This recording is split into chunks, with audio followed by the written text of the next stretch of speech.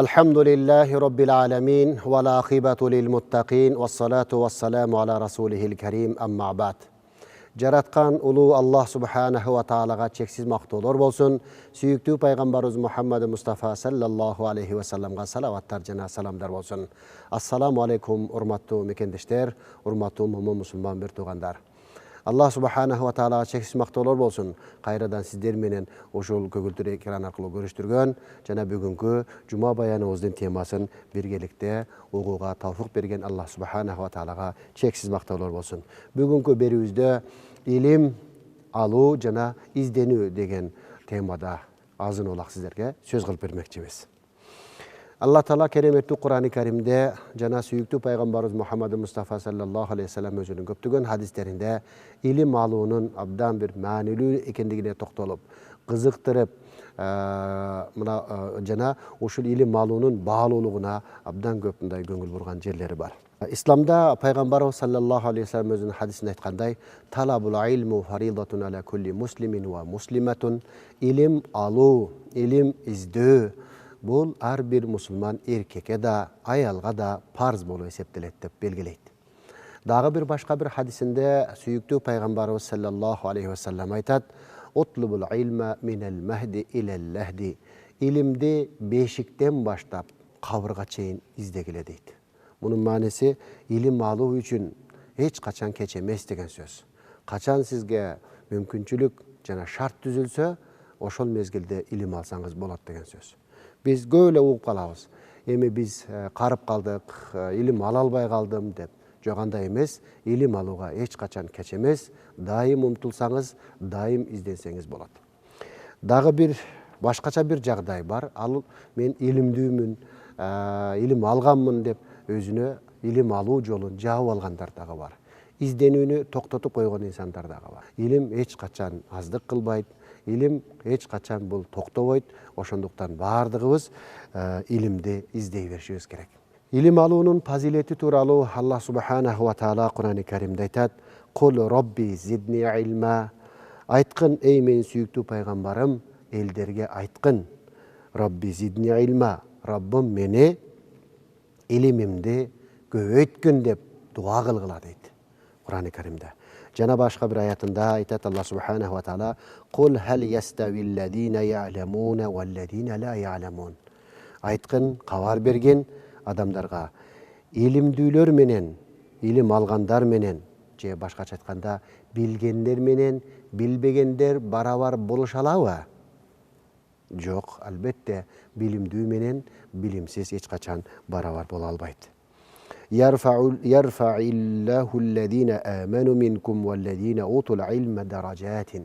Başka dağı bir keremetli ayatında ilimdin faziletin, ilimdүүнүн je bolosо bilimge özün arnagan adamdardın darajasının biig ekendigin basa belgilep, bul tömönkü ayatda Allah Teala mınday dep belgileydi.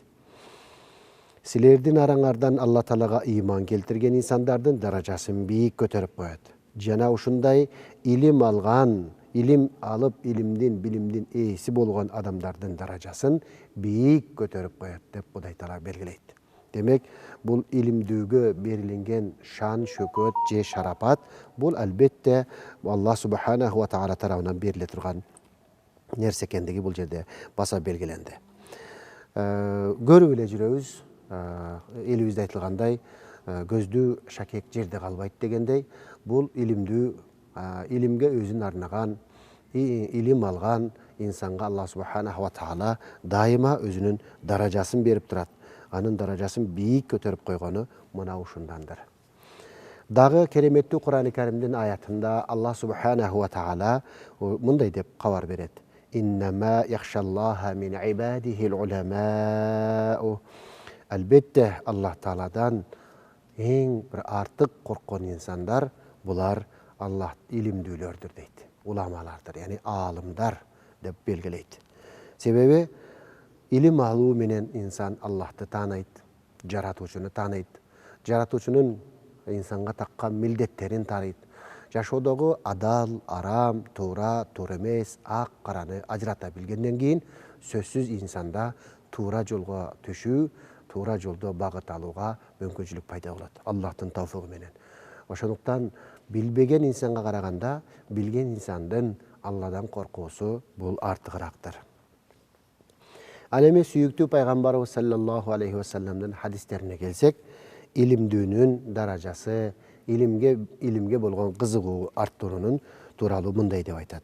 وَمَنْ يُرِدِ اللَّهُ بِهِ خَيْرًا يُفَقِّهُ فِي الدِّينِ مُتَّفَقٌ عَلَيْهِ. Бул муттафакун алейхи болгон хадисте Аллах Таала кимге жакшылыкты каалаган болсо, Аллах Таала ал инсанга дин түшүнүгүн буйруп насип кылып коет дейт. Юфаких мааниси дин түшүнүк деген сөз. Же болсо динди туура түшүнүп, дин маселелерин билгенди Аллах Таала тауфик берип, ошол жака багыт берет дейт. Бул Алла кимге жакшылыкты кааласа, бул кандай жакшы сөз. Демек бул ар кимге эле насип боло бербейт турган деген сөз.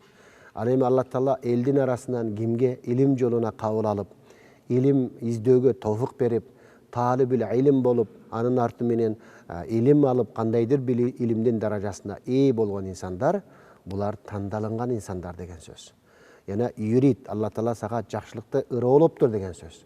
Ошондуктан мен ушул жерден пайдаланып айткым келет. Илим жолунда жүргөн баардык талабаларга, студенттерге талыкпастан, чарчабастан илим жолунда изилдөөнү улантыш керек. Кээде илим жолунда инсан бир кыйынчылыктарга дуучар болот. Ал алыс сапардан чарчашы мүмкүн, ата-энесин сагынышы мүмкүн, кыйналышы мүмкүн, ысыктан, сууктан, ачтыктан. Көп эле студент же талабалар мындай бир ач калуу көбүрөөк болот, кыйынчылык болот. Ошондо шайтандын васвасасына кирип, бул айык жолду, бул улуу жолду, бул артык жолду таштап артка кайтпаш керек. Ошол кыйынчылыкка чыдап койсо, сабырдын түбү сары алтын дегендей, мына Кур'ан-ы Каримдин бир канча аяттарында илимдүүлөрдүн орду баса белгиленди. Мына ушундай улуу даражага ээ болот. Бул дүйнөдө эле улуу даражаларга ээ болбостон, сөзсүз кыямат күнүндө дагы артык даражаларга ээ болот. Ал тууралуу пайгамбарыбыз саллаллаху алейхи вассаламдын хадисинде мындай деп айтат. Кыямат күнү болгондо Аллах субханаху ва таала илимдүү инсандарга, алым инсандарга кайрылат экен. Я ма'шарал улама, эй алымдар тобу, эй алымдар жамааты, мен инни лам ада илми фикум, мен силерге өз илимимди, билимимди мен силерге, силерди азапташ үчүн салбадым, бербедим. Силерди мен даражаңарды бийик көтөрүш үчүн бердим деп кыямат күнү калайык калктын астында жар салат экен. Бул демек бул дүйнөдөгү даражадан дагы ахиреттин даражасы жогору турат. Ошондуктан Алладан корккон, такыба, өз жолу үчүн адал арамды ажырата билип, ак караны ажырата билип, жашоодо туура жашоого багыт алуу менен башкаларга дагы караңгылыкты жарыткан, караңгыда жол көрсөткөн жарык чырак болуп, мына ошондой илим чачуучу инсан боло турган да жолдо жүрөсүздөр. Ошондуктан чарчабастан, кыйналбастан, кыйынчылыктарга бир аз чыдап, илимди алып коюш керек. Дагы пайгамбарыбыз саллаллаху алейхи вассаламдын насааттарына көңүл бура турган болсок, Алла пайгамбарыбыз мынтип айтат: "Ла хасада илля фиснатайн." Көрө албастык жаман касиет. Хасад. Хасадтын бул эки мааниси бар. Жаман касиет. Бирок ошондой болсо да эки нерседе хасад болбойт деди пайгамбарыбыз. Биринчиси, Аллах Таала кимге мал дүйнө берген болсо, ошол мал дүйнөсүн түнү күнү хак үчүн Аллах жолунда короткон болсо дейт. Илим издөөчүлөргө, илимди өнүктүрүүгө, же болбосо ушундай муктаждарга, бир кыйынчылыктан чыгарууга өзүнүн мал мүлкүн түнү күнү жайган инсан болсо, ушундай инсанды көрүп туруп, ошол инсанга хасад кылса болот. Кандай кылып? Аттең, менде дагы Аллах Таала берген мал дүйнө болсо, мен дагы ошентип мал дүйнөмдү Аллахтын жолуна короссом гана деп, ошол адамга мындай жакшы хасад кылууга уруксат. Экинчиси, Аллах Таала илим берген, хикмат берген инсан.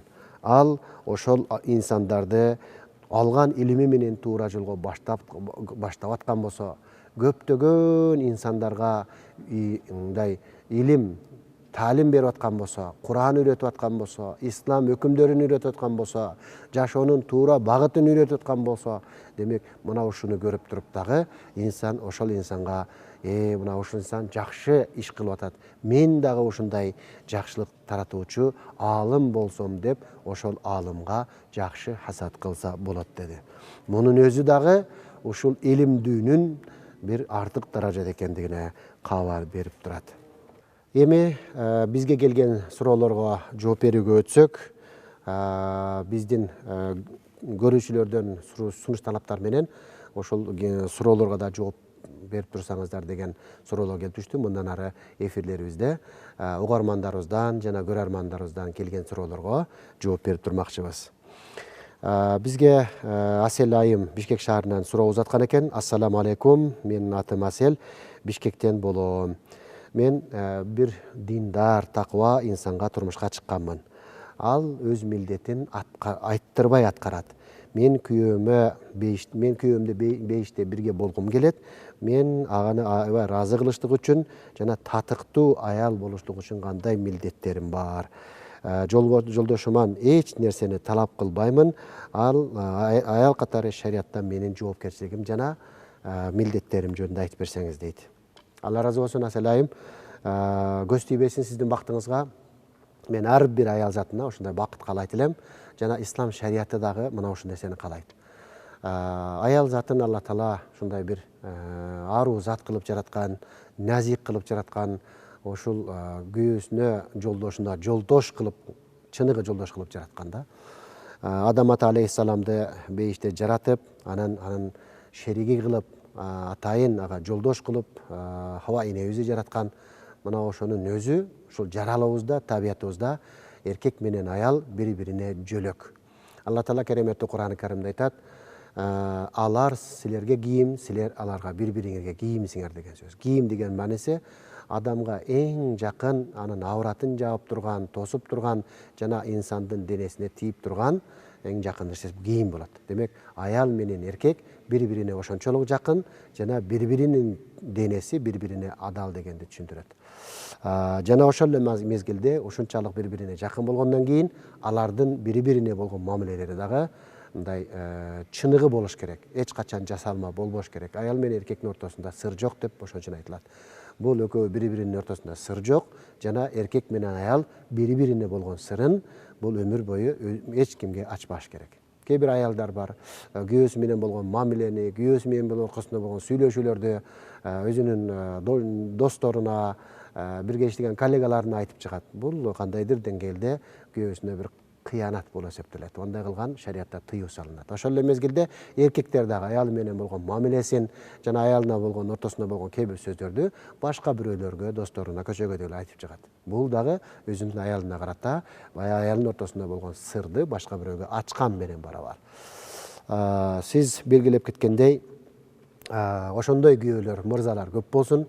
Шариятыбызда эркектин аялга болгон милдети бул аялды биринчиси химая, коргош болуп эсептелет. Эмнеден коргойт? Ар түрдүү коркунучтардан, жаман нерселерден, кыянаттуу көздөрдөн, кыянаттуу сөздөрдөн сакташ керек. Бул дегени, демек, аял бул бир барктуу нерсе. Бул аял бул эркектин ошол жубайынын гана мындай жакыны болгондуктан, аны бардык эле адамдар, көчөдөгү адамдар суктанып карай бербеш керек. Демек, ошол көчөгөйдө дагы ошол көчө кийим кийүү эрежесин, авратын сактанышына эркек аракет кылыш керек. Мына ошондой болуш керек. Жана биринчи химия деген жаман көздөн, жаман сөздөн, ар түрдүү кол салуулардан химия кылып сакташ милдет болуп эсептелет. Экинчиси, эркектин милдети аял кишини ал багуусу.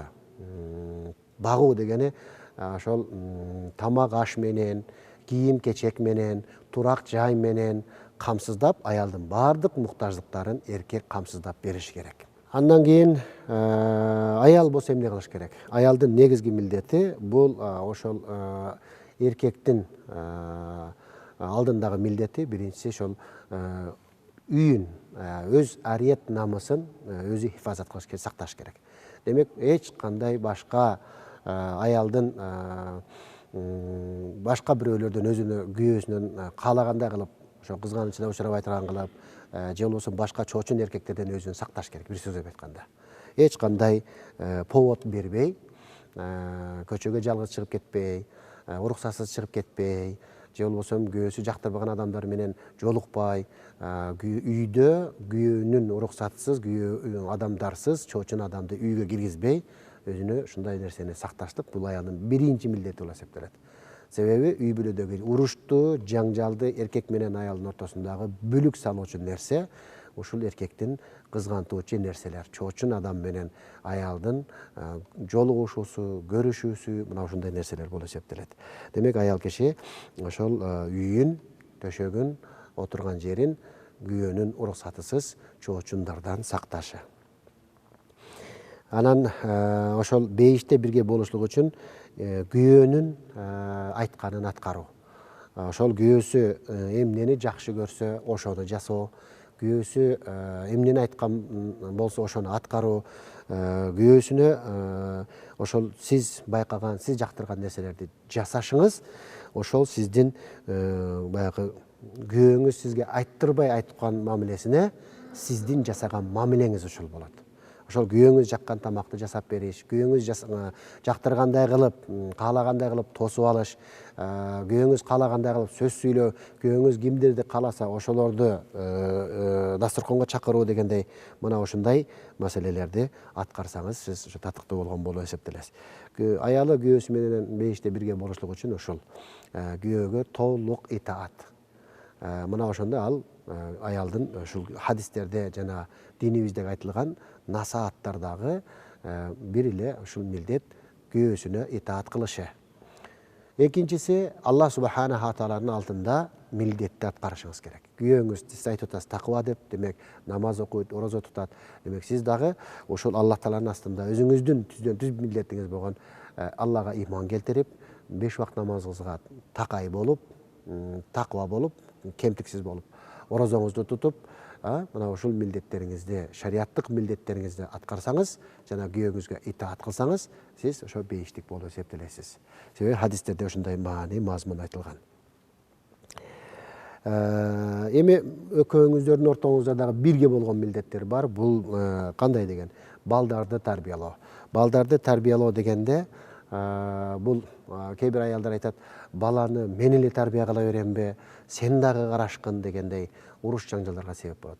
Эркек негизинен айтып коет го, баягы таап келүүчү, үй бүлөнү камсыздоочу болот атпайбы?